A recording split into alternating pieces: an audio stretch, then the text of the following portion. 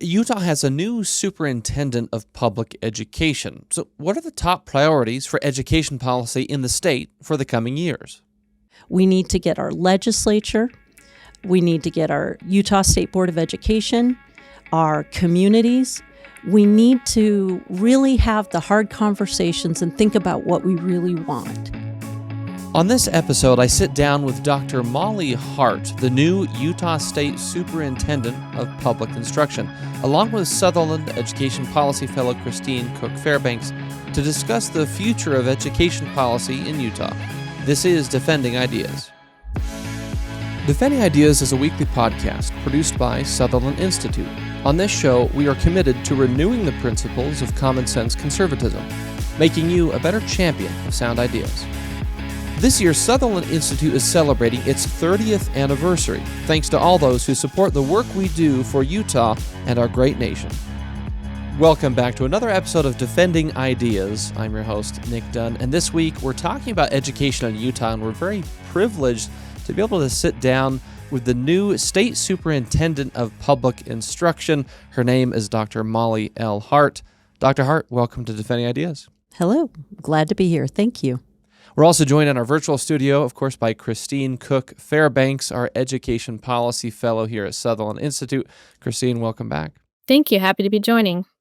We're excited to have this conversation because you're relatively new in this role. It's been, I guess, a number of months now, but we wanted to kind of have a sit down with you and just check in on how things are going so far and kind of what's on deck for education policy here in Utah. And maybe to start things off, just because you've been in this role for a few months now, and you've also been on the Utah State Board of Education previously. So maybe first for our listeners who aren't deeply familiar with kind of the education governance structure here in Utah, what is the role like now versus being a board member? Just kind of what's your observations being a few months into this position? Sure. And I appreciate that question because there is quite a bit of misperception about how education is governed at a state level. Different states do it differently. In the state of Utah, the state board is tasked with the general supervision and control of public education governed by a school board. And that's constitutionally established. Other states have their education system under the governor, or, there's elected, there's appointed, there's a board, there's a commissioner. But in Utah, we're constitutionally mandated to have a public school board, Utah State Board of Education. That board is comprised of 15 members. As of 2020, that board became partisan. And that board then hires a superintendent, and the superintendent runs the agency. So it is outside of the other government agencies that fall under the governor. So it's independent, but we work lockstep, making sure that we're providing for the general control and supervision. We also, the board has the responsibility over the Utah School for the Deaf and Blind. And each local LEA, local education agency, has their own board. So we are not a super board. We are not a board over all of the boards. We at Utah State Board of Education take the laws that are set by our legislature and translate them into rules for our local education agencies to then turn into policies and, how they govern theirs. So the rules set forth by the Board of Education have the rule of law, and we try to make sure that the rules that apply for all of the public schools in Utah. Now, that includes charter schools. Charters are public schools, and they're just public schools without a district. They still follow the majority of laws. I think there's two provisions that they don't follow. One has to do with evaluation, but overwhelmingly, our public schools are our traditional districts, our charters. That comprises the public school system. It has been fascinating to go from elected board member, elected in 2020 and then 2024, to the state superintendent role. I am an educator, thoroughly an educator. I am a one-trick pony. I'm all about education, been an educator all my life. Started as a social worker, actually, but then quickly switched into teaching and just multiple states and worked in public school, traditional LEA, and then switched over to the charter system prior to becoming the state superintendent. It has been fascinating to go from that governance role to boots on the ground. But I'll tell you, I'm a doer, so I'm super happy to be where I'm at right now. I could not be more excited about the opportunities in front of us. Well, and you're coming in a unique time just because there has been so much public discussion about various education policy reforms for years now, whether it's states that are moving more and more towards embracing more robust parent choice educational programs, some of the discussion on the federal level, a lot that Christine has written about kind of this idea of pushing more of education policy and education governance away from the federal government and toward the states. So in the context of kind of you taking on this role with all of these things going on, what's your vision for education policy in Utah, knowing these different trends and, again, some of these federal discussions even about the Federal Department of Education? What do you see as, well, this is the path forward for education here in Utah? So education in Utah, I like to say that Utah is the biggest small town you've ever been in. So we can do amazing things that other states can't do because we really do have a community sense that is statewide. Yes, we've got different situations. We've got rural, we've got urban, sure. But by and large, we really are interested in a successful Utah. And that's not the way it is in every state. And I've been there. And so, I didn't grow up in Utah. I am a Utahn by choice. We thought we were only going to be here for 4 or 5 years, and we got here and fell in love and have chosen to stay. The opportunities we have right now are significant. One of the things that we have to do, and what I hope to do in my role, is get us rowing in the same direction. We don't all have to agree, but we have to be moving towards something together. It's the analogy of being in a kayak with somebody else and them not rowing in the same direction you are. Where does that kayak go? It either goes in a circle or it goes nowhere. We need to be rowing together. We need to get our legislature. We need to get our Utah State Board of Education, our communities. We need to really have the hard conversations and think about what we really want. Now, the details, we leave those to local communities and schools and that. But in general, we have an opportunity to seize right now, and that's really one of my major goals, is to make sure that in some ways, USBE is the link between the legislature and the field. Boots on the ground, people doing the work, the educators, the education system. And so we have an opportunity to lead in that space. And I take that that responsibility very seriously. So yes, there are opportunities coming at us from the federal level.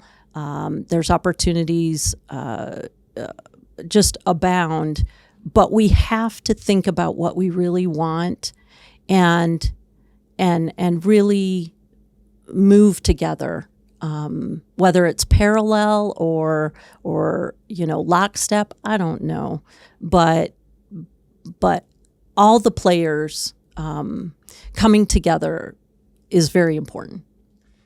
Dr. Hart, it's interesting that you frame it in two ways. Number one, as sort of the opportunity for Utah to lead in the education space. And the way you phrased it was opportunities from the federal government, which strikes me as a different way of thinking about it than sometimes the consternation that's out there in the education policy space when it comes to some of the changes in the federal level. And Christine, it prompts me to bring you in and ask, because you've written so much about this and you've talked about this, but with a lot of these changes and things happening at the federal level, and Dr. Hart's kind of articulation that these are opportunities. There is an opportunity for Utah to be a leader in education policy. Christine, as you've written about sort of the need for states to prepare for this greater leadership role in specific policy areas, especially as the federal government maybe pushes some of that more towards the states, how do you make sense of that? What are some of your thoughts as far as here is what that opportunity to lead as a state looks like? Yeah, I think this is really interesting because so much of education already is at the state level, right? That's where the leadership exists. That's where the day-to-day happens anyways. But there is still this sort of idea and feeling of federal influence. And certainly they make choices that have ripple effects that kind of leave state and local leaders with a lot of questions of how to move forward. The funding freeze earlier this year, or significant staffing cuts at the federal level, kind of leave some questions about who's the right contact and things like that. But it's kind of a unique place because there really is this waiting game of what do we respond to or what do we do if we don't have to, right? We're not going to just create chaos without changes happening. At the same time, there's a place for preparation, understanding that the goal of this administration is to change things significantly, right? Whether or not the department actually ever goes away almost doesn't matter in the sense that a lot of things are still changing, right? And so I think from kind of a broad look, it's really the goals are to have state consensus. I love what Dr. Hart was talking about, getting everyone rowing in the same direction. So kind of like either a statewide study task force or a study group, and then coming up with aspirational goals of how the state wants to respond, and then taking steps like audits and things like that. But even more specifically, I have written about this, but I'll be writing about this more. Some of it is even just awareness, right, of what's going on. So, for instance, the Department of Education has interagency agreements with other departments, like the Department of Labor now oversees like adult learning, right? Just knowing that, and that changes who a contact might be. Federal funding, a lot of the there's been a lot of discussion about federal funding and what's going to happen there. I think Title I and IDEA, they're going to continue, but there's been discussion about an innovation of what could that look like? Could it actually be more flexible? So states might want to consider what would that look like if there was more flexibility? Could we have more student-focused reforms like micro grants where they could use qualifying students, families could use those funds in a unique way for them? And then even, civil rights. So the civil rights has always kind of been, it's actually hasn't always stayed with the Department of Education, and it might actually be something that states will have to step in and do more of. So the question there, an actionable step would be, what are our state level civil rights laws? Are they in line with federal rulings, federal law? And make sure that they're kind of aligned there. So I would say a lot of it's preparation, getting on the same page, and then understanding that a lot of changes will come and kind of being open to innovation. You're nodding, Dr. Hart. It's like this is the trajectory we're on, right? And this is exactly what we're doing. And Utah, one of the things I love about it is we are cautious. We don't just jump right in and worry about the consequences later. We also, what's really fascinating in this space is how federalism plays into this, and the space between, I go to these these meetings and they say, it's yours, SEAs, state education agencies, take it and run. Well, first of all, the rules haven't changed, so you still have to comply with law. 2, how much, okay, so this administration might see this one way. What's going to snap back when there are changes?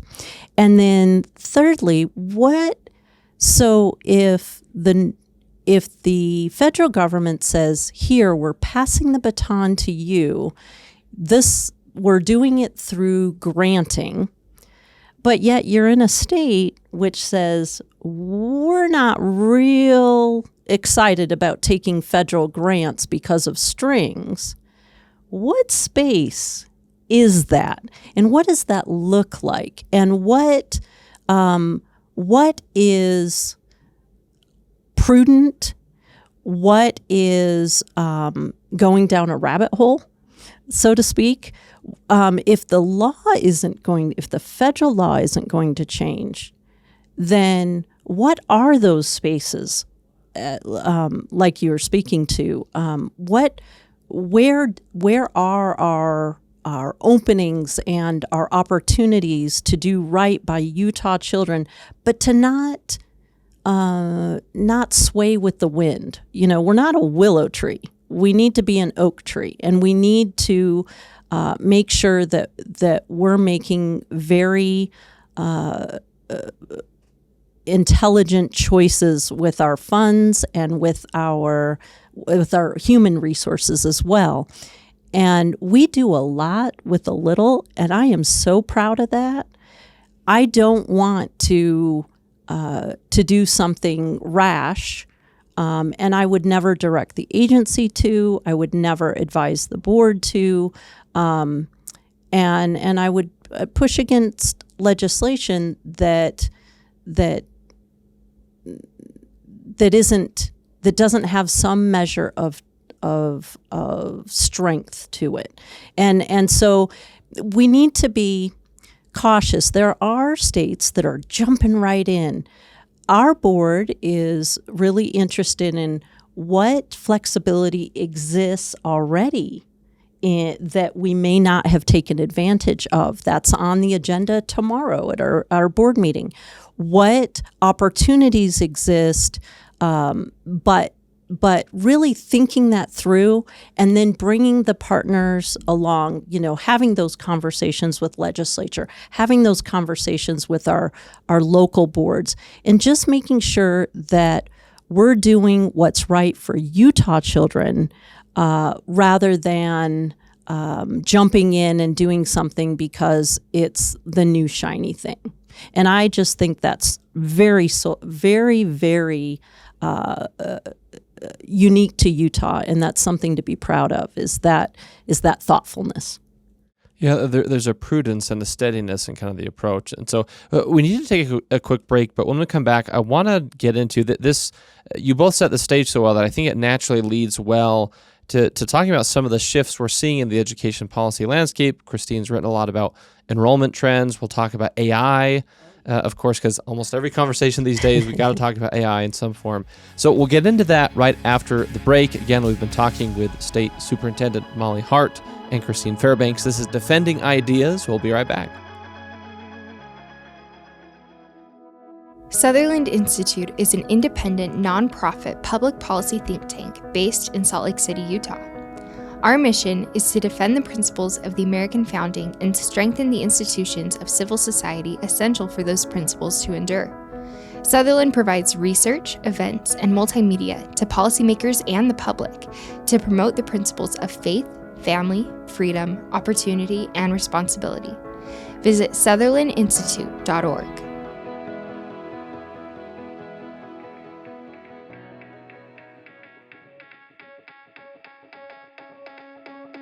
Welcome back to Defending Ideas. I'm Nic Dunn. We're going to continue our conversation about education policy moving forward here in Utah. But first, I want to remind you, if you like what you're hearing today, please subscribe to Defending Ideas wherever you get your shows. We're on Apple Podcasts, Spotify, YouTube. Just search for Defending Ideas wherever you watch or listen. and click subscribe. On YouTube, if you click the bell icon on your screen, you'll get notified each time a new episode drops every Tuesday morning. All that and more on any of the major platforms and at defendingideas.org. I want to jump back into the conversation because you both kind of articulated these broad framing principles, if you will, really kind of heavily rooted in this idea of federalism and the idea of states taking ownership and leadership. And there's a couple of areas that I want to dive into as sort of apply those. One in particular is enrollment. Christine's written a lot about sort of declining enrollment in districts due to various factors, while charter school enrollment has been climbing, and Christine, obviously correct me on any of this, but kind of knowing there's a shifting landscape with, I guess, the types of education that parents are choosing for their kids. So first, Dr. Hart, what's your sort of assessment of what's going on and why it should matter to those of us who care about education policy? Well, I think you've articulated it well. It's shifting. Parents are choosing to go where they feel their children's needs are met best. And that isn't always the school that's right down the street.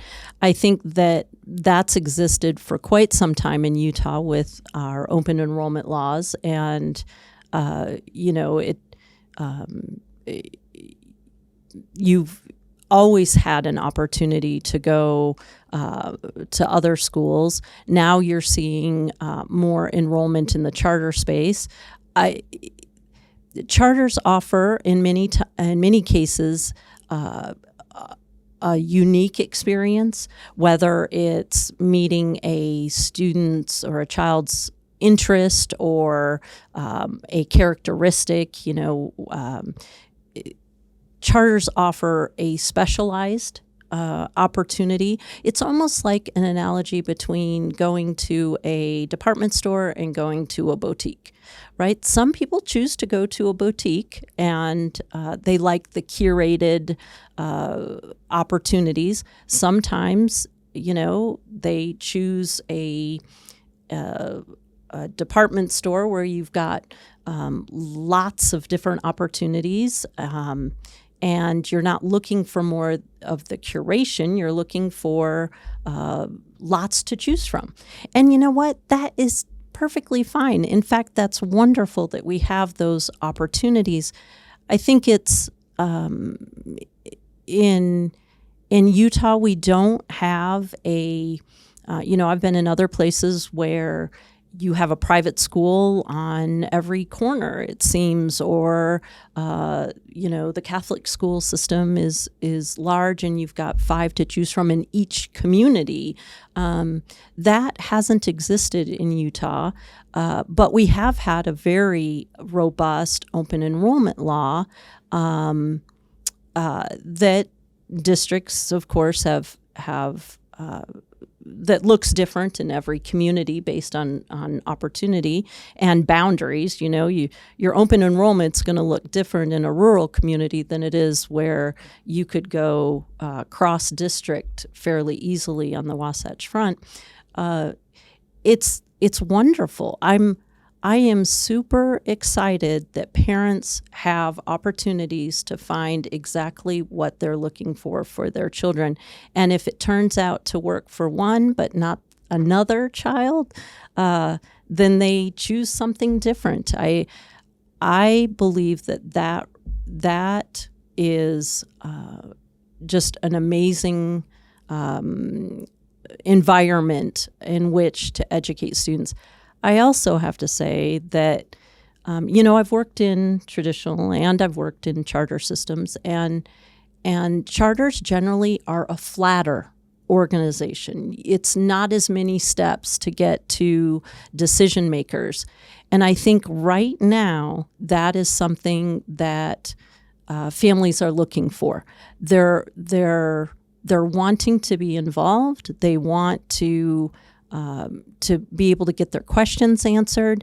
There are things coming down, like AI and computers and social media and materials and the pace of change as that has accelerated, parents really want to understand the school experience has to be transparent.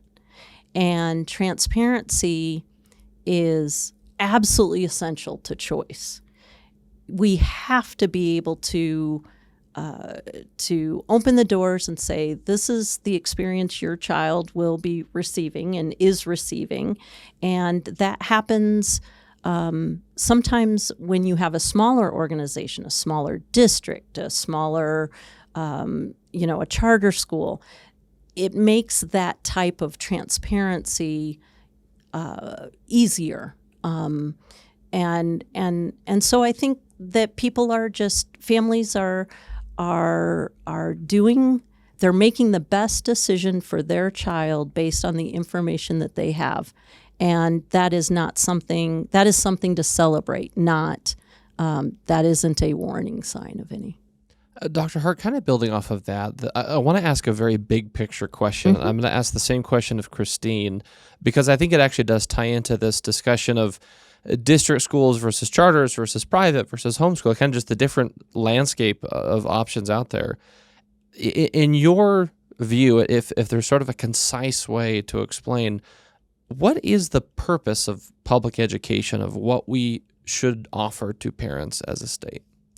The purpose of public education is to equip students, other people's children. They are our students, but they are a parent's child, to work hand in hand with parents to prepare and help nurture children to turn into adults that contribute to their community and find meaning and find purpose and whatever that contribution is. And that path looks different for every child, even not. You can't say every family. You have to say every child.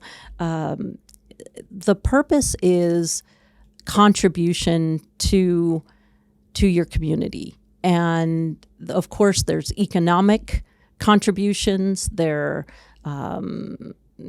there's art and beauty and all the things that make up a life. But the education system is there to provide the education. But we work in tandem with the community for all of those other things. We have to be careful that we don't expect more from the public education system, the class time, the school time, but that we also partner with the community so that we're rowing in the same direction, and we're helping families as they raise their children. So we have a responsibility to convey knowledge, to help students learn how to manage that knowledge and problem solve and think of creative solutions to whatever problems the world presents. But our role is not to do it all. Our role is to understand where we're trying to go as part of a community, but to educate in whatever environment that family feels that education needs to take place. Christine, I want to ask you a variation of that same question because, again, in this context of a lot of public debate and discussion in recent years about the education system and different options and forms of parents choosing to educate their kids. But in your work, because you've been diving into this issue so much from kind of the policy lens, in your mind, what is or what ought to be the purpose of education in Utah, or even any state for that matter, just at the state level? Yeah. I mean, a lot of that was just really well said. Something I would say too is I like this idea that I've read about this description of public education as more about a commitment to the objective of having an educated public, rather than public education being synonymous with one particular system or set of schools or things like that, and then kind of being open to how whatever vehicle that looks like. So that to me is kind of a really interesting, I guess, paradigm that I like and I'm open to and appreciate. And then I think from there, it's like, well, what does an educated public look like, right? There's the basics, the 3 R's. There's this civic component that, you know, early at the beginning of our country, the founder said, hey, this is the purpose of education, is to pass on this republic generation to generation. And then there's this really unique individual-based portion of it, which is everybody has this innate ability and desire to learn. They have unique talents, interests, goals. And so education also needs to meet that. So being educated is a very broad, I guess, term. But then public education, I think, ought to be just this commitment, right? However that looks, I'm really open. I think charter schools and open enrollment is just a really good reflection that we understand that. It doesn't have to be one way, right?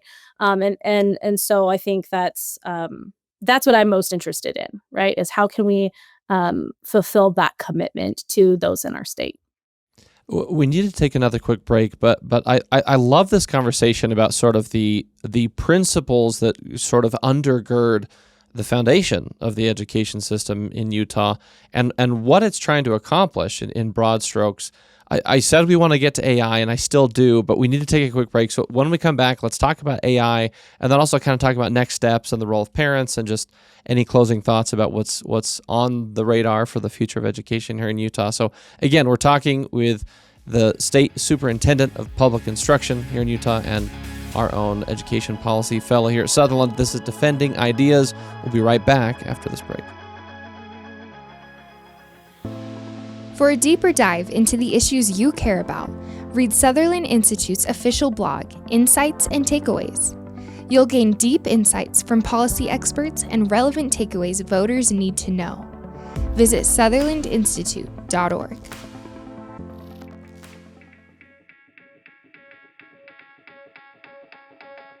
Welcome back to Defending Ideas. I'm Nic Dunn, and we're going to continue the conversation about education policy here in Utah with the new state superintendent. But first, I want to remind you again, if you like what you're hearing, make sure to subscribe to Defending Ideas.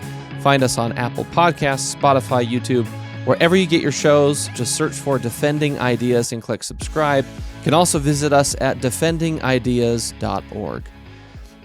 For our last segment, I really want to talk about artificial intelligence a little bit, just because it's been such a hot topic on so many different policy areas, and it's obviously really relevant to the education space. In fact, we've had some previous podcast conversations about the role of AI in education, and then I also want to kind of get into just what's next. How do we envision sort of the role of parents in this moving forward as a state?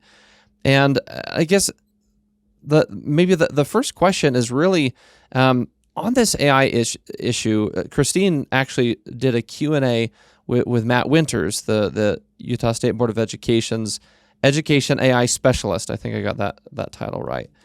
And so, Dr. Hart, I want to ask you, essentially, what are your thoughts on AI in education? What are the challenges? What's the potential? What kinds of conversations should we be having about it here in Utah? Absolutely. So this is an interesting one. Utah has let out way back Becky Lockhart and technology in the classrooms, in the schools, and DTL, digital teaching and learning. We were uniquely prepared for the pandemic, more so than a lot of states, because of the work that those pioneers had done in the ed tech space. We also have lots of startups and Silicon Slopes and lots of expertise in our state. We also have we are cautious. We are careful. And AI is in the space where we do not want to go down the road of social media, where, this really great thing, it's going to bring people together and it's going to solve so many ills. And then it just became a runaway horse. And now what have we done? And we know that one of the things that so many of us agree on, even, people that you wouldn't normally agree with, we can agree that social media is not good for our kids. We don't want that to happen to AI. So we need to move in this space. It has so much opportunity. There are so many, think about how much time we could save for teachers if they were able to use AI for the tasks that are making their workload, 60 hours a week. Some of those things can be done very, very efficiently by AI, but we want to be very, very careful, because then you've got privacy issues and data security issues and what is happening with our data. And so it's almost like, man, it's a warm front and a cold front, and it is the thunderstorm, right? So we've got to figure this out. We've got to, there's human-centered AI is some work that GOEO and some other folks are working on in other areas of government. What does it mean for education? That is something we're grappling with, and we're just trying to be very, very thoughtful as we embark. So what are some tools that are well vetted that teachers may use? Okay, let's work on that slice. Then let's talk about what parents would like to see their students learn about AI. Not using AI in the classroom, but teaching students about AI. So there's all these levels to it. There's teaching about it, there's using it as a tool for learning it, there's using it as a tool for teaching. And we have to be very, very specific when we're talking about use case and we're talking about resources and what it is about AI. Because if you start to confuse it and you start to talk in generalities instead of specifics, then you get into spaces where we weren't intending to go. And that's when you're letting the horse get in front of the cart, so to speak.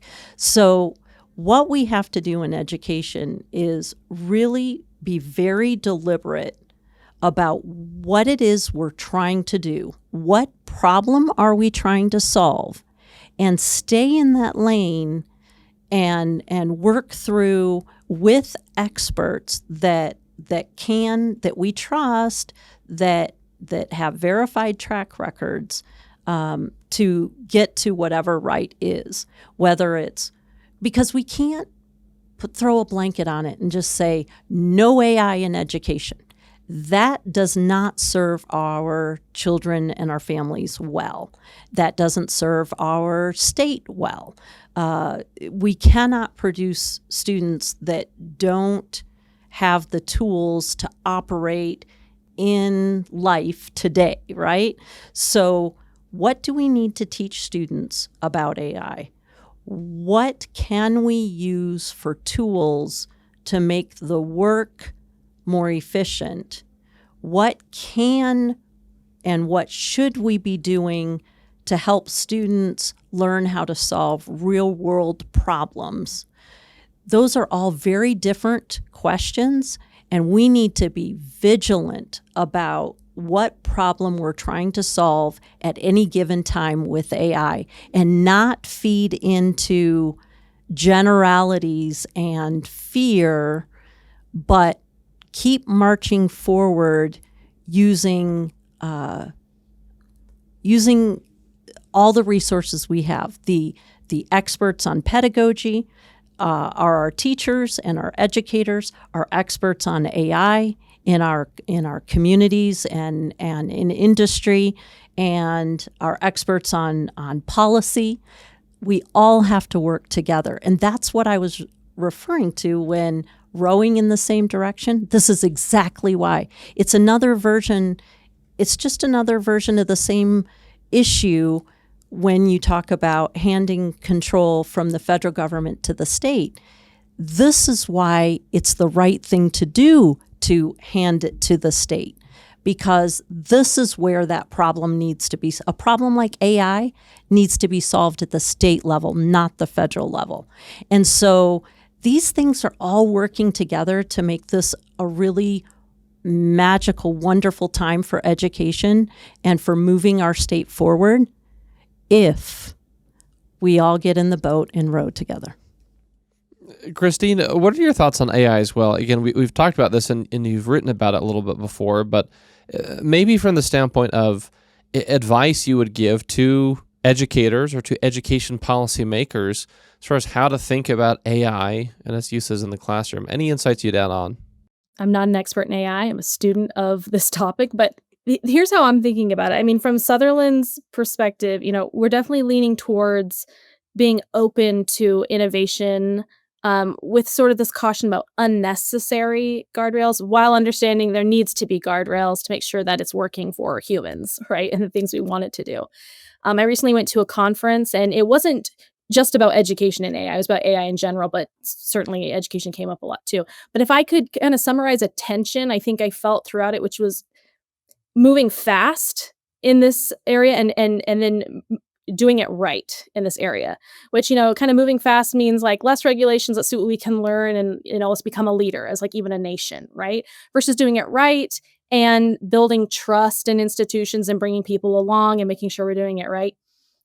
So that's kind of how I'm thinking about it, even in the education space. I wanted to, highlight something that Matt Winters, who's the state board's AI specialist, in his Q&A, I asked about, what's a kind of a core challenge of AI in education. I thought it was really well said. He said, we still want the substantive decision-making to remain with humans, right? So he gave an example of like, the last thing you want is an assignment to be done by AI, submitted by a student and then graded by AI, from the teacher's perspective. The only person who learned anything, or not the person, the only entity that learned anything was AI. Right. So the purpose of education is for the learning of the students. So that's got to be at the forefront. And I thought that was really useful. And then, some of these questions we have around AI might already be addressed in some long-standing legal or policy principles. Like, so in education, you want parents to be able to live out their parental rights in education, to guide and direct their children. And so keeping that at the forefront, Dr. Hart was talking about transparency. Transparency and choice are public policy choices that support a parent's right to guide education. So how a parent views AI, and again, this is different. Learning about AI or using AI to learn are different things.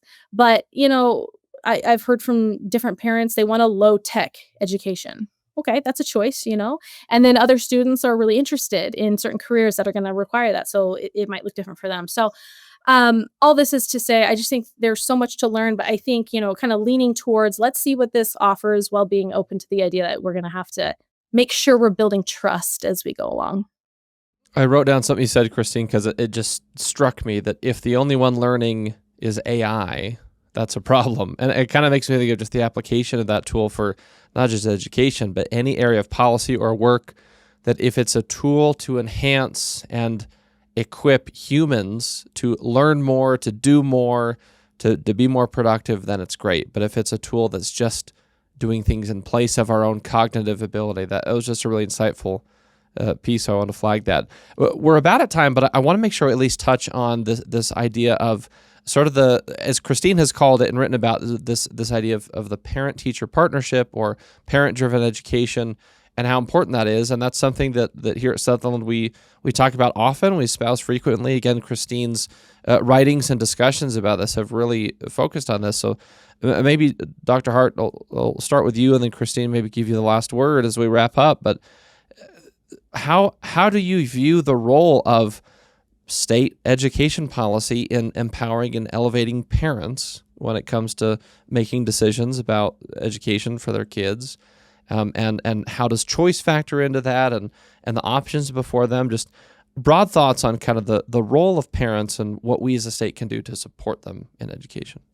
So we provide a service in education. We are a service to families in that we offer educational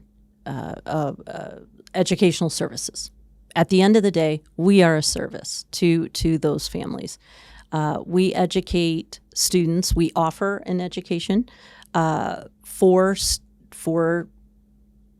parents to engage their students in whatever, whether with Utah Fits All, it might be a less intensive public school experience. They might opt into certain services, and then all the way to the traditional send your student to the neighborhood school, all the way K-12 up into higher ed. So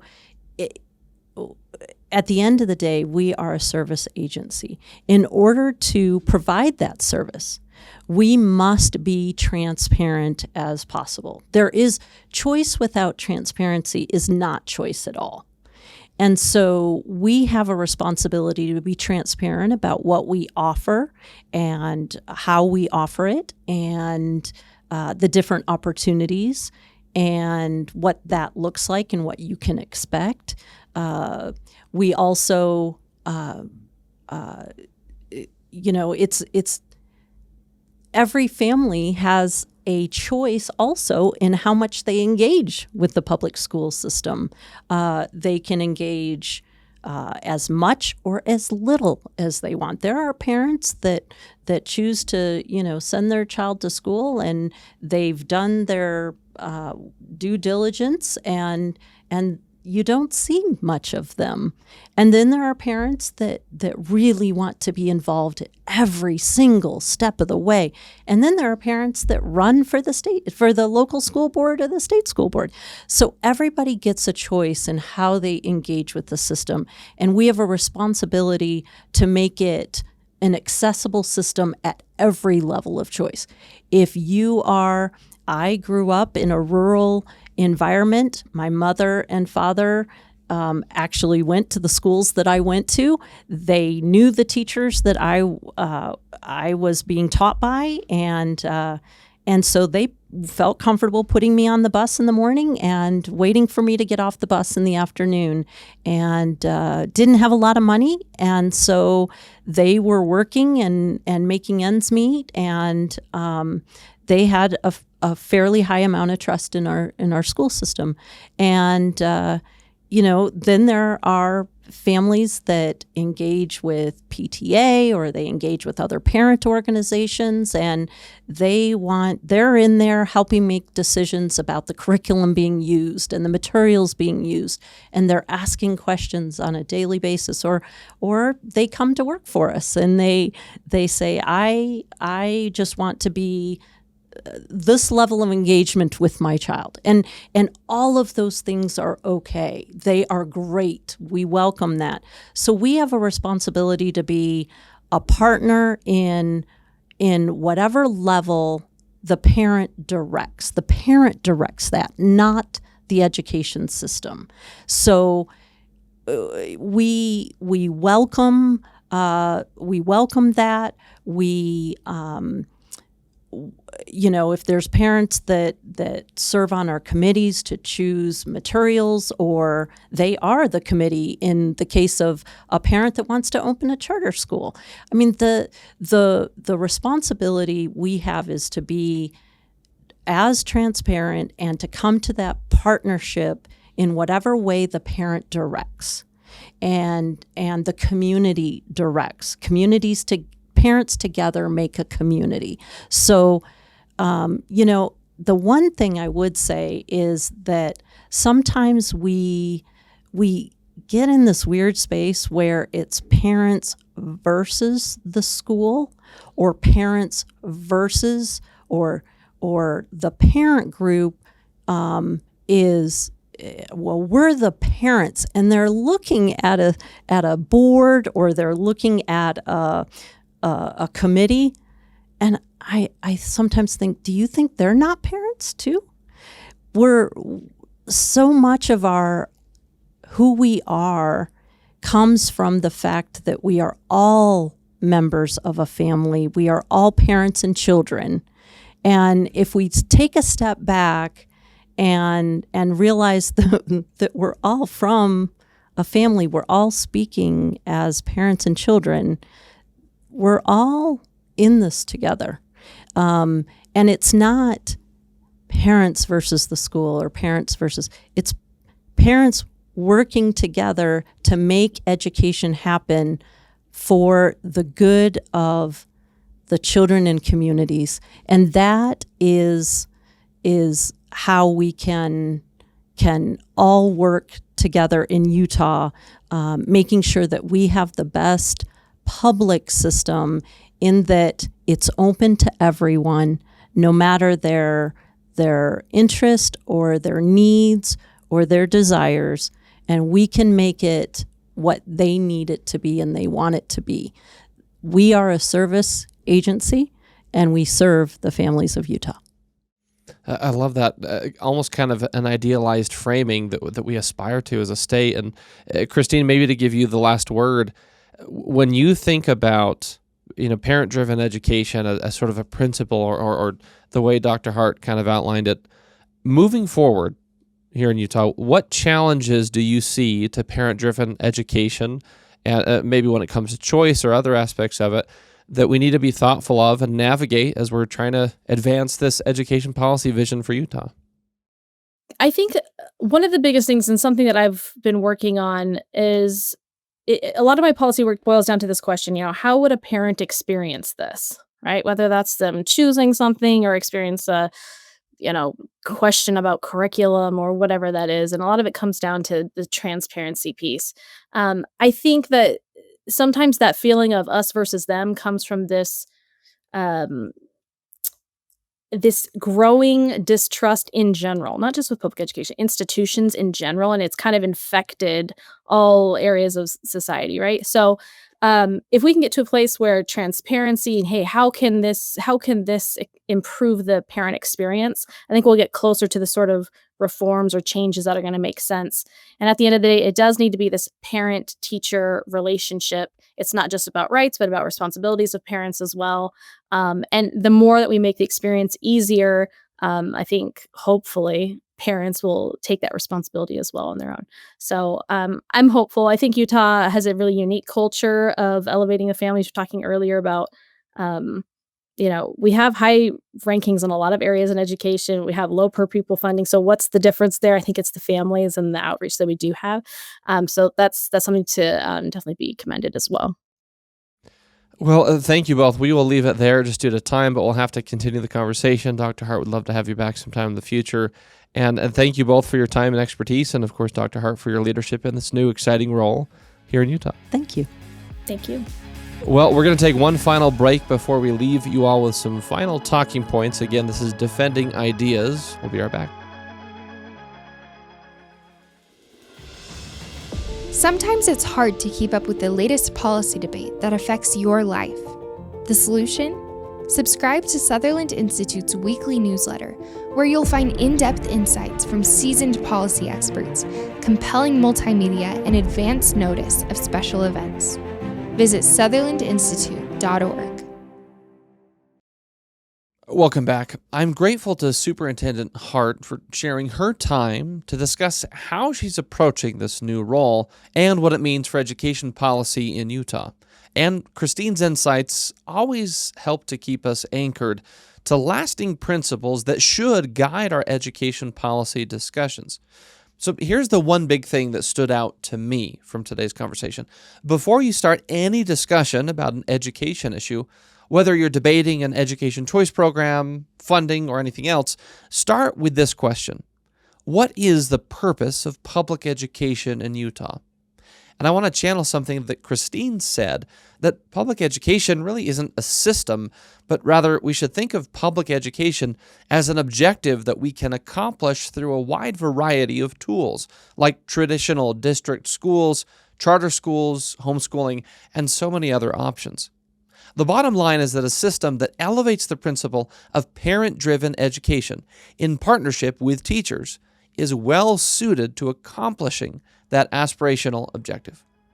Well, that's it for this episode of Defending Ideas. If you enjoyed this discussion, please visit defendingideas.org, where you can access previous episodes and watch or listen on your favorite platform.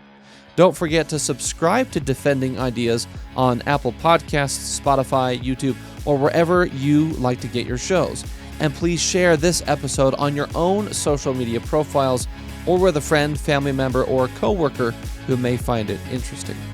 And lastly, if you want to support the broad work of Sutherland Institute, if you want more conversations like this, please make a contribution at sutherlandinstitute.org/donate.